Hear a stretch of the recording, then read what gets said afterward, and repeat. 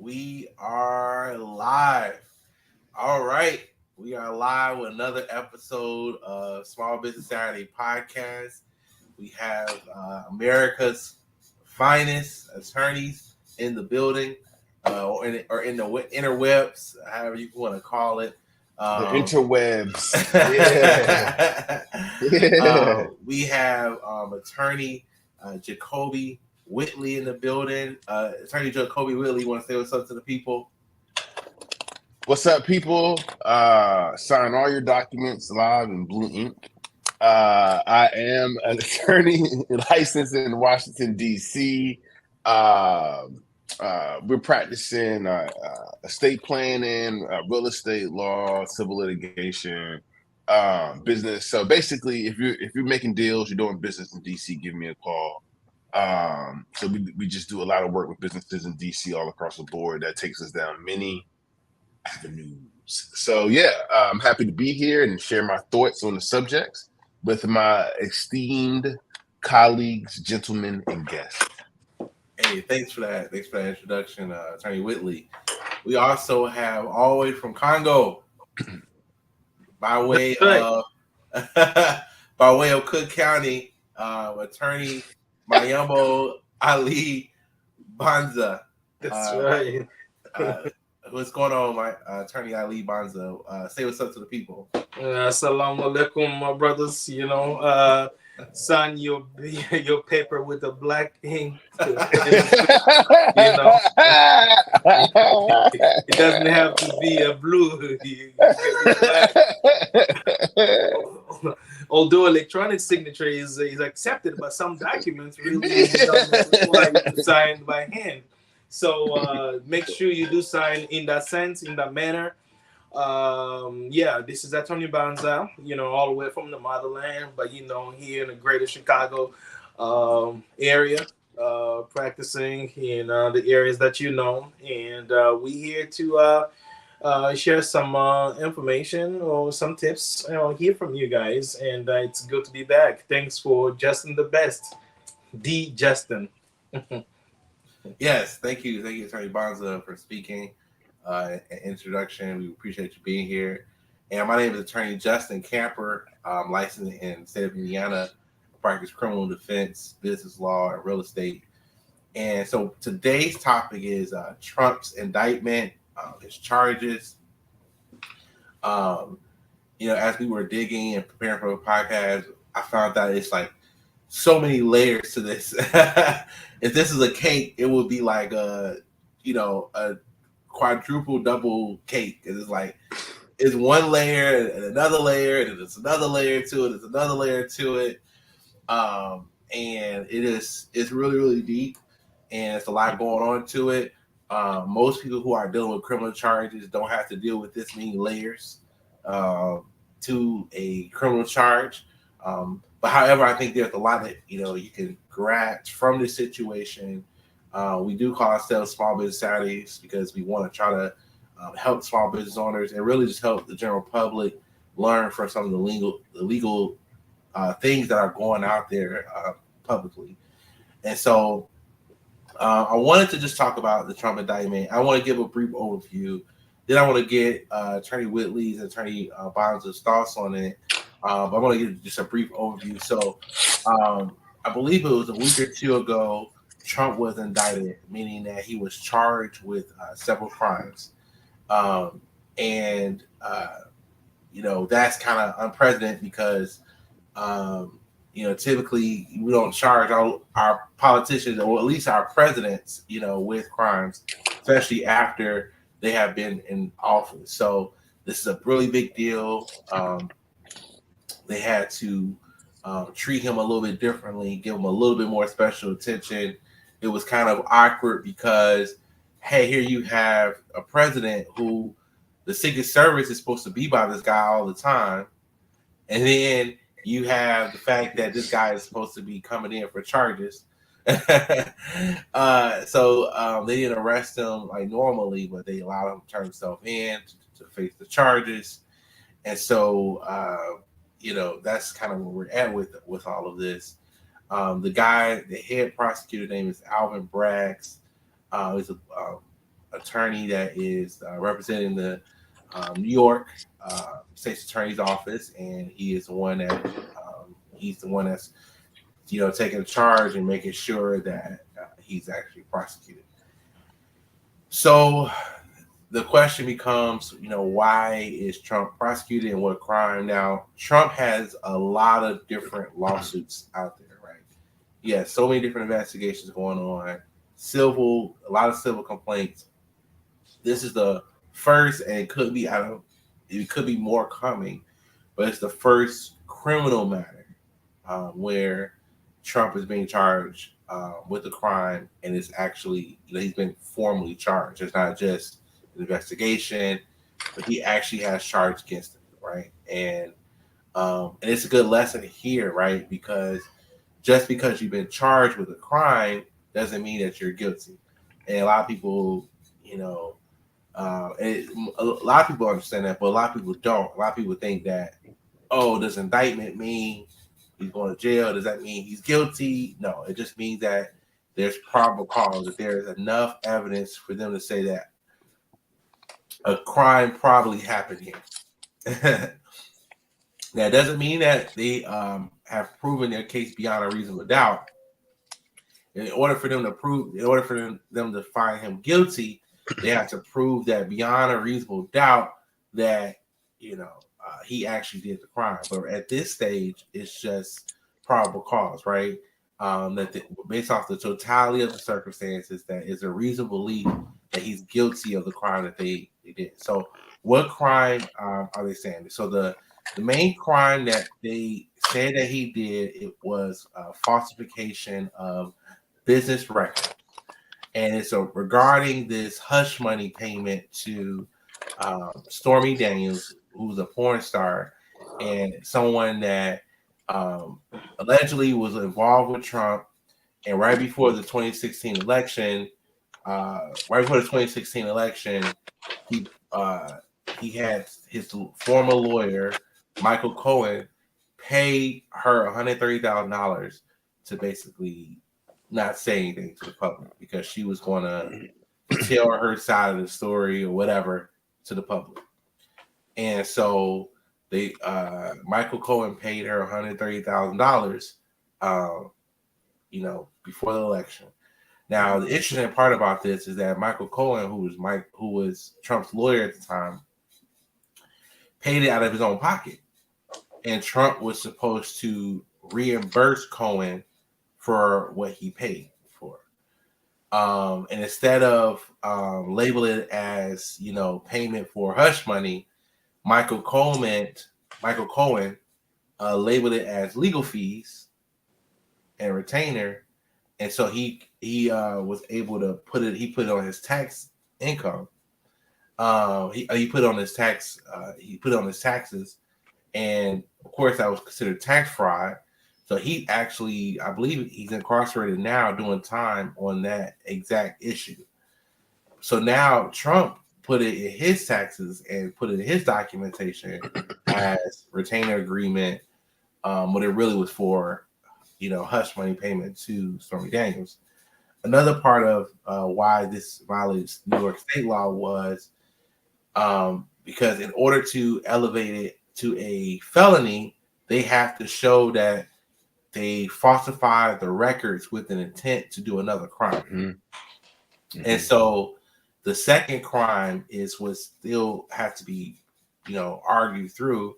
But what we believe is going to be is that he falsified these records for, and it should have been an election, election donation or money spent for your election, not just money spent out of the pocket. It wasn't wrong for him to pay her, but the problem came as to having, documented it wrong and trying to cover it as legal fees, and then trying to get your taxes deducted because of it. And then also the problem came is that if he truly did use this to help his election, it's considered campaign funds, and campaign funds have to be disclosed and that's over the legal the limit amount you're supposed to spend on campaign funds for certain things, and so he violated. So they have to prove that he actually used this money for election fraud and for campaign funds. What the legal analysts, a lot of legal analysts believe that Trump's argument is going to be is that he didn't use it for the election. He used it to protect his family from hearing about it, which is his wife, man, and that he didn't want his wife to hear about it. And so that's why, that's why he may have paid this money. And I think Trump at this point is denying that the affair happened and that he had did anything with her. So that's essentially where we're at. So again, the prosecutors have to prove that he, falsified a business record, and that if they're going to elevate this to a felony, that he did it with the intent to conceal or commit another crime. And this is actually all under state law. This is why Alvin Bragg is running it. They said that he violated New York state election law. So that's essentially what's going on. He's been charged with 34 different counts. And the reason why he's been charged with 34 different counts is because they can charge you with the same crime, but they can charge you for every time you committed that crime. So, whether he committed it, he falsified it on April 6th, they're going to count that as a charge. He falsified it again on September 2nd, they count that as a charge. So he got 34 different charges against him. I mean, he can get, 100 years if they were to max them out and add them all together and stack them together. So that's not, likely to happen if he is found guilty. I think any sort of, even just finding himself guilty or any sort of jail time would be, really, really crazy for a president to be able to do that. And I know that one of the big questions is, can he still run for president? And yes, he still can run for president. It doesn't stop him from running for president, which is crazy because I think if you're a felon, you can't even vote. So, but you can still run for president, oddly enough. So I guess I want to just know you guys' thoughts on this. And we'll start with you, Jacobie Whitley. We don't have to get into the political side of things, but just as a lawyer, how are you reacting to this? One, what you just said, researching and talking about this, the discovery, no, not discovery, but it's now generally public information that you can have a felony and run for president still, right? Right. So I'm glad of that. I want more people that have felonies that may not even be able to vote to run for president and any elected official position that you possibly can, right? To get your voice out there. And a lot of people would tell people that are re-entering society from incarceration that start a small business if you want to get around the stigma of being hired as a felon or something. But hey, politics looks like another viable avenue. So I want to get that out there. But as far as the indictment, it's low hanging fruit. It's falsifying business records. But I think his legal team will be able to possibly offer some defenses, like you brought up, Justin. The prosecution has to prove intent. That's always tricky because you have to prove what someone was thinking behind their acts, right? A la Professor Carter, there's your mens rea and your actus reus, right? It's the thought of the crime, like do you intend to commit a crime, and the actual acts that are criminal, right? They're two different things, right? Because you might commit a criminal act and not have the mental intent to do so, right? And that matters in certain crimes, like this one. And so his intent, there's a readily available intent defense, which is an alternative intent, which is, as you said, I wanted to conceal this from my family, not that I was concealing some other criminal activity or criminal or crime, right? The money that you're talking about, right? It's not money related to a business. It's not related to my golf course. It's not related to my stakes. It's not related to my water. It's not related to the hotels. It's related to me having sex with someone and then basically trying to create a settlement or trying to create a binding contract that will prevent her from disclosing me having sex with someone outside of my marriage. And since the money was involving that, I wanted to do what I thought would still be legal, but to conceal the fact that I was paying this money to this person I had sex with from my family, not necessarily the government, right? Or that I was trying to conceal it because I was part of some crime, right? So I think there's a viable argument there as far as the defense. And the government's going to say, look, man, this is the document. This is what it says. This was incorrect or this was not true. It's a black and white case. And I think the government is going to rely a lot on the evidence of the paperwork and show the jury the paperwork a lot, show the signatures, show what's written in the paperwork. But I think where they're going to have trouble is when I go back to what I was saying earlier. The document itself doesn't, even though it might show some inconsistencies, it doesn't show the defendant's intent. So that's where I think the prosecutor is going to have a lot of problems and the defense will structure their case around. So that's my thoughts on the matter. Yeah, I appreciate that, Attorney Whitley. Attorney Mbanza, are you there? Yeah, I'm here. Can you hear me? Yeah. All right. So, my thoughts generally when it comes to a matter of with importance for the nation like this, I would like to always tailor that on small business folks that of us are, and how is this important to you? Very important piece of it is documentation. Right? Documentation of your record, the genuineness with your business record. And sometimes the way people can even break some break. I will echo with my colleague Jacobie. At some point, the prosecutor may have a lot of issues on convicting him because in addition to just have acted a certain way, there are factors, right? You mentioned that sometimes, come up with an argument that he was doing it to conceal the information from, and that's one piece. That is factored into the intent element, right?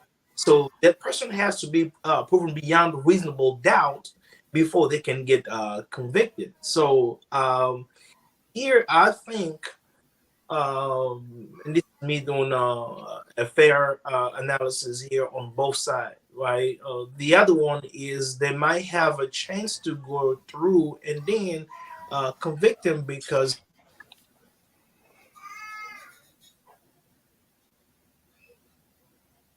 Mayambo, your internet froze. I have no idea. Okay, there you go. You're back. Here I am. So there are factors that are considered instead of New York, right? To see if criminal tax sanction can be imposed on the individual. You look at the serious the acts. You looking at the nature of you're looking at the harm caused to others, but also how often, what's the history of the person that has committed this act here, pushing them to say indict or impose sanction and things like that. That means here that we know Trump has a strong list of tax, either misrepresentation or guidance one way or the other. So that's another element that the government can present. Okay, we here to really consider serious, serious sanction in this. So yeah, I think that's uh, one way to go at it. And with respect to falsification of the record, I mean, if you falsify the record, we see there the at least three elements of the fraud crime met. One to deceive the person, and then you falsified the information. Did the other person believe and rely on the information presented, right? And then was there any harm caused, any omission caused by the fact that you falsified information and presented that? Yeah. So again, the state of New York is not just going to open the door to something they're not close, or they have less chance, right? They have to look at it seriously. They might certainly get somewhere, but some people can say this is also political. It could be, just trying to. So you're cut out again towards the end, Mayambo. I cut off. Yeah, we can hear you now. Okay. Yeah. I think that I agree with you guys' thoughts on it. I think that it's a lot of lessons that I think that we can draw from this. And one thing that me and Attorney Whitley and Attorney Mbanza as well can contest for is that when we are coming up with a political strategy for our clients, we're looking at so many different factors on how to attack this issue. We're looking at the finances of the client. We're looking at the reputation of the client. We're looking at what's going to be best for that client's business, right? Mm-hmm. Trump is a businessman. I'm sure that he doesn't just have criminal defense attorneys in the room. I'm sure he has business lawyers in the room. I'm sure he has accountants in the room. I'm sure he has, it's a collaborative effort on how can we, figure out the best way for Trump to get out this situation, on it looking good. And I think that, as business owners, you got to be mindful that your actions, that you do privately or publicly, don't just, affect you, but it affects your actual business, right? And it can tear down your whole business model, your whole plan. And so one thing that really stuck out to me for Trump was that this came out of something as simple or as complicated, depending on how you want to look at it, as falsification of business records. And one thing that we talk about so often here in our podcast is about maintaining good records, having a good team of people together at your business so that you can make sure that this person's in charge of records, right? And who would have thought something as simple as lying on taxes or whatever, that it's a crime? Now you have to think about so many different ramifications for simply not keeping track of business records, right? And not having proper business records or not labeling things correctly. And I think even as a defense attorney, that can come into play too. Was it a mistake or was it intentional, right? And I think that's kind of what Attorney Jacobie was kind of hitting at. If you guys are Trump's lawyer, what conversation are you having with him right now, right? Like, what are some things that you want him to think about, and what are some strategies that you think off the top of your head? Hey, this is how we're going to play this.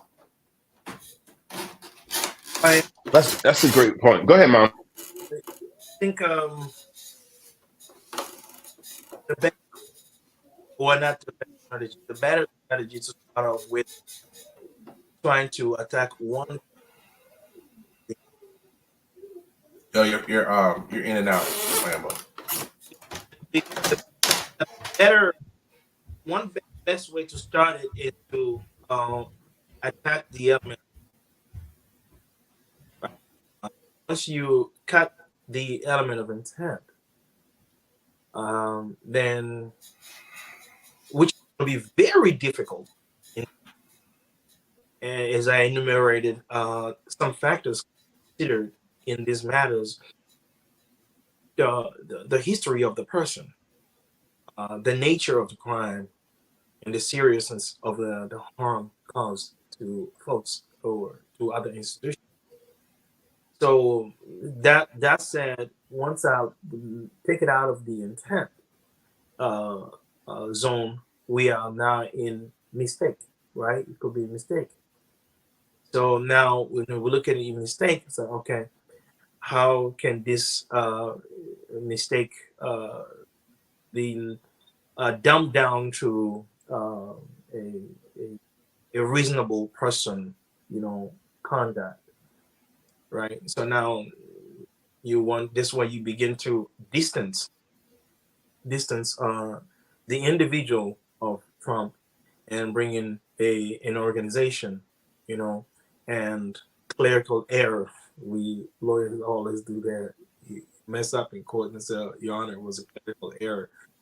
That's the reason why I missed the dates and the motion and stuff like that. So you start to bring it up that way. So long as the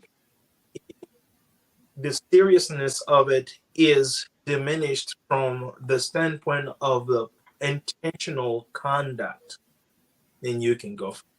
Right. I think that's a good point. I'm gonna let you go, Jacobie, but I wanted to bring something out. What my uncle said is so key here is that first of all, you gotta, when it comes to the criminal charge, you gotta figure out from day one, right? How are you gonna attack this? Are you saying that you didn't do this? Are you saying that they don't have enough evidence to prove that you did this? Are you saying that I did do this, but here's my defense? Or are you saying I did do this, but I didn't have the criminal?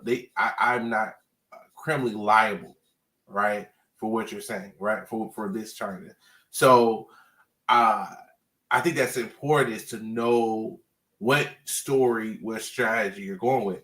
Now, in civil world, you can make a lot of different arguments. You can say, hey, I didn't do it, and here's the reasons why. But if I had did do it, or if this was true, this is still why your argument fails.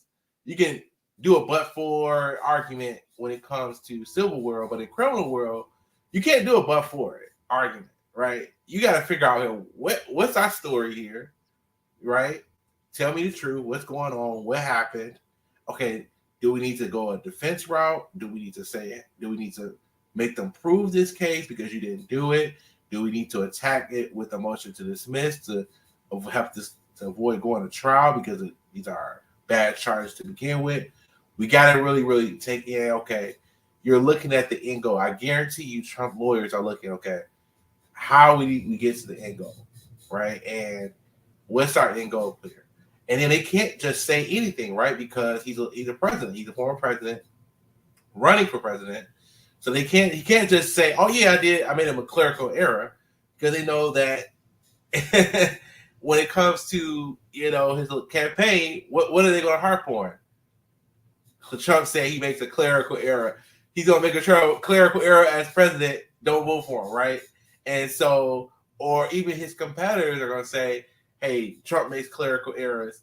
Don't go with that. Don't go with his company. Go with our company, right? So, long story short, it's so many factors you have to think about when it comes to dealing with charges. You got to understand what the story is, what are the possible defenses, and is this something that the state can prove against you?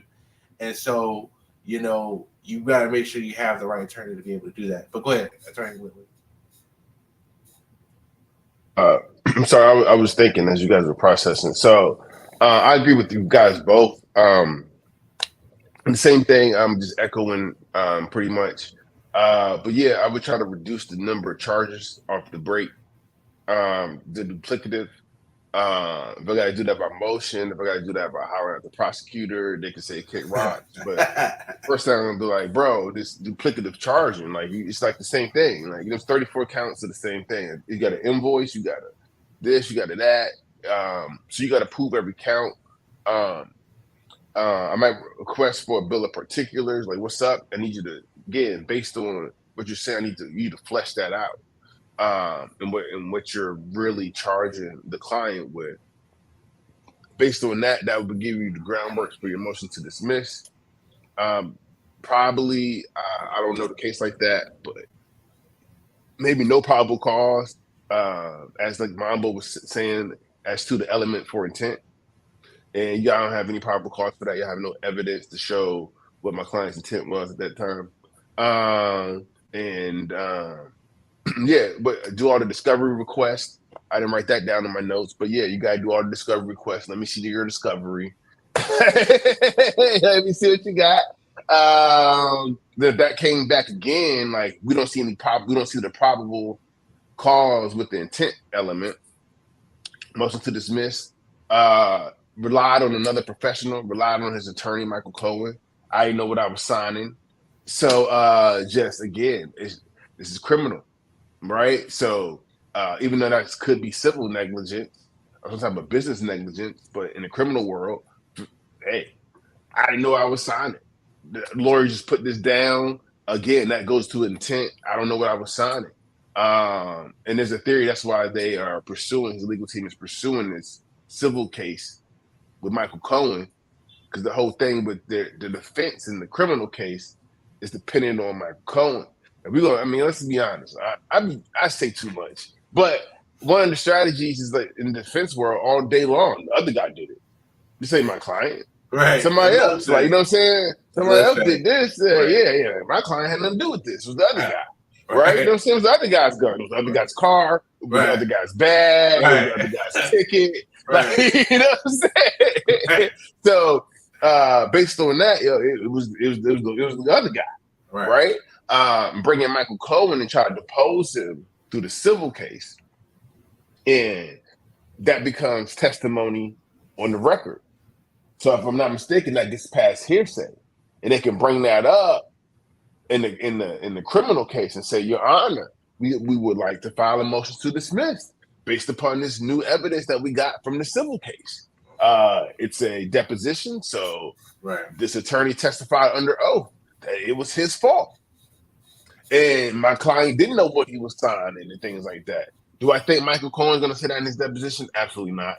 I think Michael Cohen's going to be like, Trump instructed me to do this, things like that. So that plan could backfire. Because then the government, the prosecution is going to be like, well, this guy said that you did know what you were doing. And you actually instructed him to do this, right? Right. So who knows how this thing is going to play out. I know they're going to drag it out. Like Mayambo said earlier, he's gotten certain protections that wouldn't be granted to other people because he's a former president. Like, I don't think he had to do a mug shot or anything like that. So there's the other side of this. So he's a president, so you can't do this. So if they come through if they get half of these counts dismissed for duplicative, right? If they, because what is it? Oh man, bro, it's is it? It's just I'll leave it at that because I don't want to get too squirrely. I'm not giving legal advice here, but it's duplicative. Those charges are duplicative, so they could get all of them dismissed, or they could be broken down to like 3 charges. Right. Falsifying the invoice, falsifying a banking record or something, and there's like 3 categories of things that they falsified. So it might break down to 3 charges. Do you need to negotiate a plea deal? He's a former president, so that's super leverage for a plea deal. Like, you can't do this, da da da. And now, if he's only got 3 charges, 5 years probation, pay a fine of $1 million and 5 years probation, right? Maybe even 3. So the other piece to it is the structure with respect to the misdemeanor crime of falsification of business record. Um, I say this because whether you are acting under the supervision of another direct to falsify is an affirmative defense with respect to that. So now, who was really falsifying? Was it Trump himself grabbing a paper and getting some data entry, removing made a data, or adding data and presenting, or some folks were doing it? And if those folks were doing it, or if they're doing it here or command, or just because they think that is in a grain. So now it looks like the end up having a wrong person in court for the wrong crime. So that's there's a whole lot, and I believe the way of dealing with a, a case magnitude, you want to create another thing, another cloud over this, right? Whether it be a cloud, the intent or the motive of the state, the prosecutor, and it means one case in court. You do that, file one due to here while the other is pending, right? That way, the result of that can be factored into the prolonged of defense uh, case. So I think it's this is not a slam dunk. It's gonna be in a long road. But do all the parties have like easy? No, they have to work hard to get to the outcome desired. I think. Yeah, absolutely, absolutely. So I think I want to just, you know, wrap up with just some general lessons. And I kind of got into it already, but what do you think are some just general lessons that small business owners, you know, can, or people dealing with criminal charges should be walking away with, you know, from this, um, from this indictment? I've always remember this line of John book that you can get a differential in the court of law generally, depending on your, your background and your. This, this may not be necessarily politically correct or true to say, but unfortunately, that's just how it goes. Um, one if one little crime like this one, they get away with it, and then just to go about their business. This one crime, particularly, uh, or wouldn't come up if he wasn't running for re. There's a whole lot of things that he did rush that didn't go away, anywhere. So now this is coming out because of that. Now, to my folks or the listeners, um, sometimes there's a delineation between uh, right and wrong. And it could be, I mean, what I say, the difference between right and wrong could be a blur, like a gray zone in politics. But business, sometimes that gray zone doesn't exist. It's either it's fine or it's, you know, you find it. gotta be correct with the always come back later and sit there or without no. One day something may come up and then no. And uh, so long as it's on record, written down with a pen or it's on record. Someone can always audit that and verify that. So be very careful. Um, being genuine is good. I mean, you know evil when you see it. So yeah, basically. Okay. Mm-hmm. Yeah, thank you, Attorney Mbanza. Attorney Whitley. I just think people should take away from this how indictments occur. Law enforcement does an investigation. They present their evidence to a grand jury that you'll never know about. And then if the grand jury, as Justin said, finds probable cause, the indictment comes, arrest warrant, so on and so forth. And you got to go through your arraignment and your criminal process. This is why it's always good for business owners, just because you never know what would happen. We don't think anybody we represent would do anything criminal of that nature. However, it's good to have a relationship with the lawyer just in case something happens, your employees do something comes up, whether it's an IRS bill or something like a slip or fall on your property. It pays to be able to call someone, get an appointment, call someone, have a consult about what are my next moves, instead of, okay, let me just Google what I should do. Because as a business owner, some things that we think are intuitive in the response are not legally the appropriate response. And that could get you into more trouble, cost you more expenses, so on and so forth. I think the main thing people should take away from this, from a business side, instead of how the criminal system works, yes, be very mindful of the documents that you fill out. Again, this is why it's best to work with attorneys.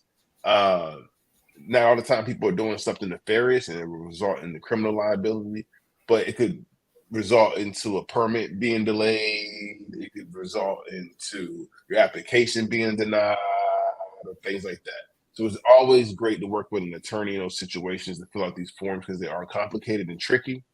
And most of them do require you to swear under penalty of perjury that is accurate, that the information is accurate. So a lawyer will help do the due diligence to make sure that the information that you're reporting is accurate. So those are the main things that I think people can take away from this situation, other than the spectacle and all of that. But I think those are some practical things right there people can take away. Absolutely, yeah, I concur. I think that it's really important to watch the company you keep. I say this a lot, in all my podcasts. Number one way people get into legal issues is who they're working with. Whether it's an employee, whether it's a business partner, relationships is the number one way people get into legal trouble. So I think that it's really important. But really, when it comes to Trump, it seems, I don't know, all this is alleged, right? But it seems as if he was scheming, right? It seems as if he was trying to purposefully take advantage of the system. He thought he was going to get away with it.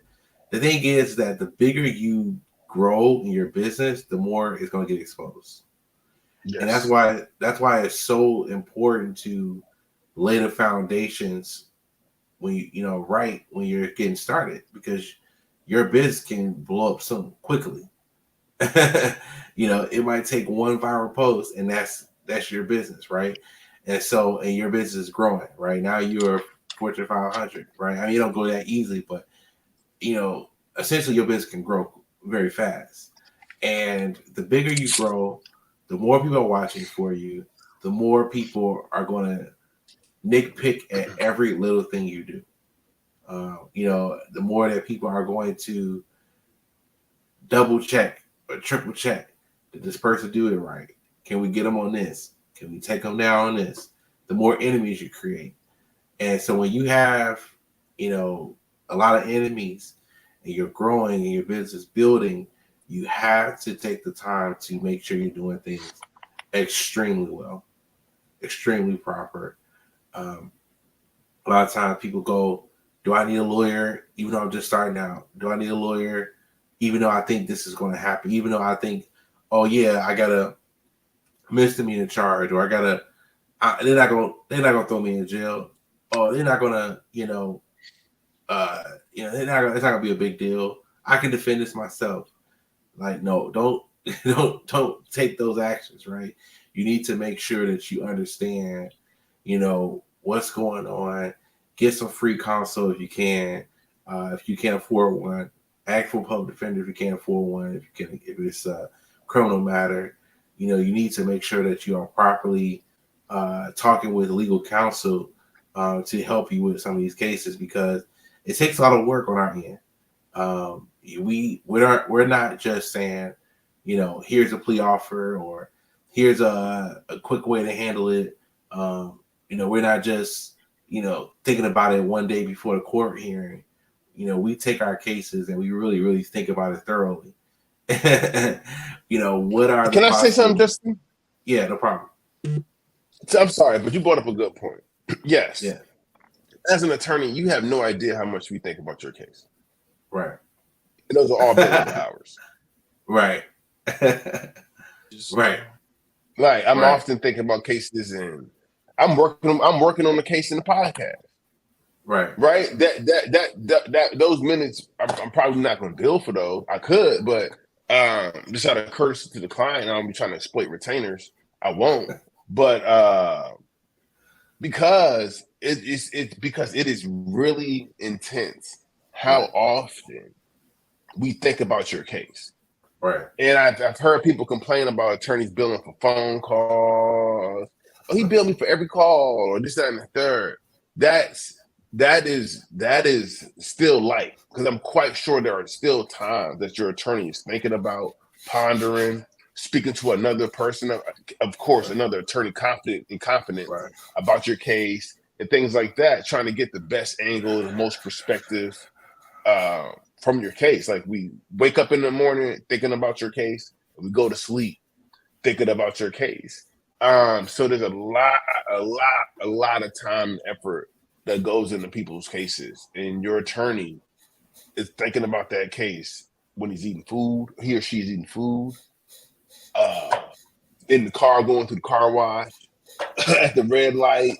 So I don't think you can ever really value how much good attorneys really ponder and think about your case. Right. All right. We had a comment from Christopher Wortman, Attorney Wortman. Thank you for chiming in. We appreciate you being here. Absolutely. I heard you. I think you're growing your business, my brother. Good job, bro. Yes. Yeah. Thanks for chiming in. But yeah, you're absolutely right. And it's not as simple as people think. It's not as simple as, let's just get this person to sign a document, or I've done this 100 times. Let me just do this right here. It's always, okay, how is this decision going to affect your whole life? At least the good attorneys do this. They are thinking about what this decision will be, how it will be holistically, affecting it. Do you need this case over fast, quick, in a hurry? Or is it in your benefit to delay this thing? Right? Do you want to force the prosecutor to take it to trial, or do you want to try to get a plea or work out? Do you want to sell this thing? Do you want to spend the time, money, energy fighting this every which way we can, or do we want to be a little bit more efficient and just go for a big blow at the end, right? And attacking your opponent. And that's why it's so important that when you do hire an attorney, that person is actually taking the time to ask you deep questions, to ask you about your family, to ask you about your business, to ask you about what's going on, and really, really help you figure out what's the best game plan, what's the best way to attack, your problem and your case. So definitely, value, the work of attorney, and really make sure that you spend the time really looking thoroughly at these people's cases. So with that being said, I don't know if you guys had any final thoughts, but we're going to go ahead and wrap up. I guess I'll let you guys promote who you are again, just for the people who are listening, who are going to be listening, playing this back. But Attorney Whitley, you want to just let people know who you are, what you do, or any final thoughts? Yes. This is probably copyright infringement, but be good to each other. I don't know who you infringing on, but yeah. Okay. Oh yeah, that's what I'm saying. Chris knows, man. Like if you care as an attorney, bro, you think about these cases a lot because it's 3D chess, and I don't think clients often realize how much thought and consideration goes into these. I mean, how we word stuff into motion.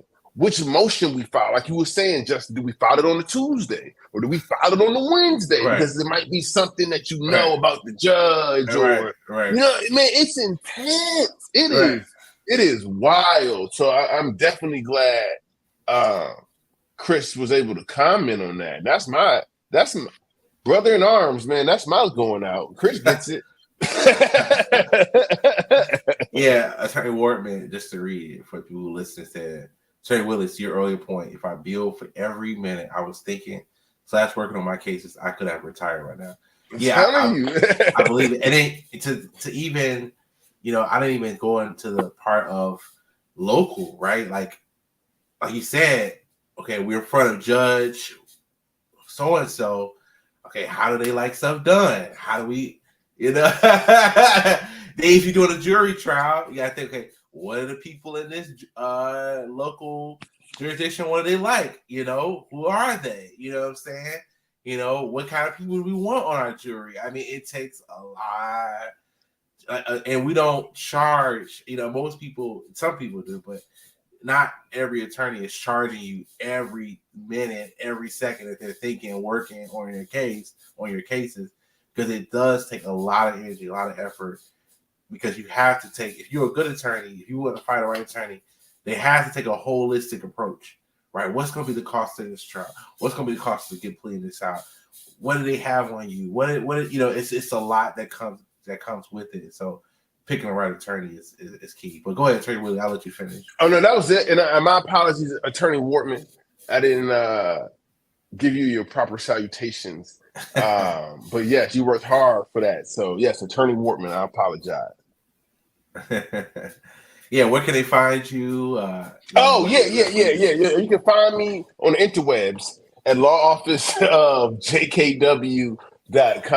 Our law office is Jacobie K. Whitley. We're based in DC. I'm licensed in DC. The phone number is 202-499-2403. Awesome. Thank you, Attorney Whitley. If you're in the DC area, definitely hit him up. And he takes federal cases now. Am I correct? Yes, that's the true thing. That's the true thing. Yes, sir. He's federally barred now, and so he's going to be handling federal cases. So shout out to Attorney Whitley. So if you got a federal issue, definitely hit up Attorney Whitley. Absolutely. Yeah. And, I got some connects in the immigration world too now. So, let me know. Okay. Attorney Wortman wrote, emails sent from the cell phone at 10 p.m. are often overlooked and unappreciated. Very true. Man. Very true. I get a lot of texts, after hours, Saturday morning calls, Sunday evening calls, and texts. I'm like, man, so they think you're just supposed to work with them 24 hours out of the day. But those are often unappreciated. But Attorney Mayambo Mbanza, I know you don't have those issues. All your clients pay you above and beyond for what you do. But any final thoughts, any comments, and tell people where they can find you, how they can hire you? I appreciate the clients who kind of walk through the doors of Bonds Alone, and we are serious and all is committed to the service provided to our client. Um, our clientele and our services are tailored to each individual client differently in manner because although they those people there have different manners, have different a lot of different way of approaching, different way of understanding the fact.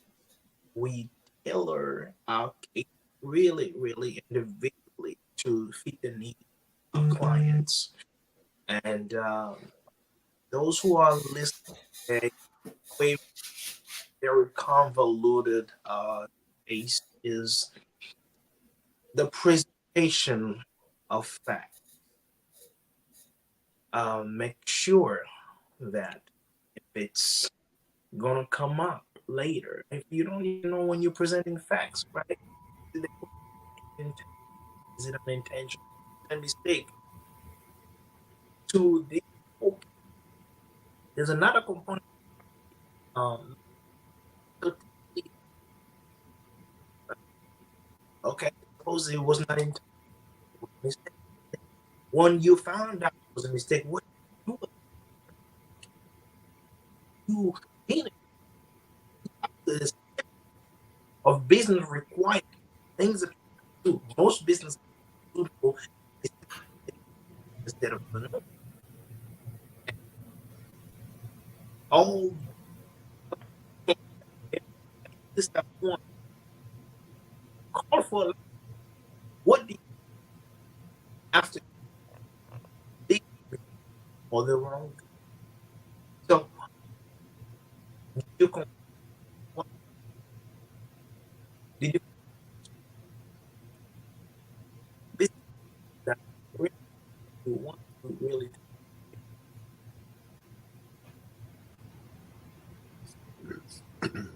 you can always reach. Yeah, so Attorney Bonza, I'm not sure if it's on my end, but I'm hearing every other word. Is that are you hearing that too, Attorney Whitley? Yeah, it's breaking up. Okay. So I know you gave a beautiful, eloquent speech. You Yeah, you keep going in and out, man. We'll talk to you when we're not on live, bro. We had this conversation. what's going on is I changed a whole lot of devices. And Oh yeah, you've been working hard. this one is not even connected to my uh, provider. So I don't get the today, but maybe it's my yellow. Uh, I'm not sure. So needless to say, that being said, I can be reached at 872304038 bondcall.com and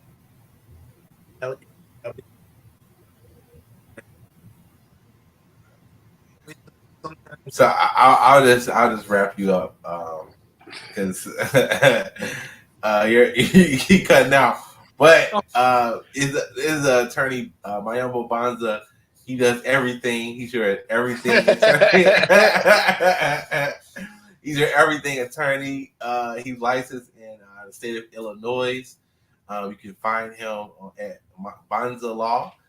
M is silent, so it's MBANZALAW.com. MBANZA Law LAW.com. Reach out to him if you're in the state of Illinois, you got a legal issue. He can help you with it. Excellent trial attorney when his internet's working. And no, I was kidding. Yeah. Thank you, Attorney Wardman, for listening. I appreciate you. But yeah, we're going to be back with another episode probably sometime next month. If you do have comments, I mean, like things that you want us to talk about, please put it in the comments whenever you do listen to this. I'm Attorney Justin Camper. I'm located in the state of Indiana. If you have a criminal defense, real estate, or business matter, please hit me up. Justin Camperlaw, JustinCamperlaw.com. And I love to talk to you. But this is Small Business Saturday. Thanks everybody for listening and tuning in. And we hope you have a super productive day and stay legal.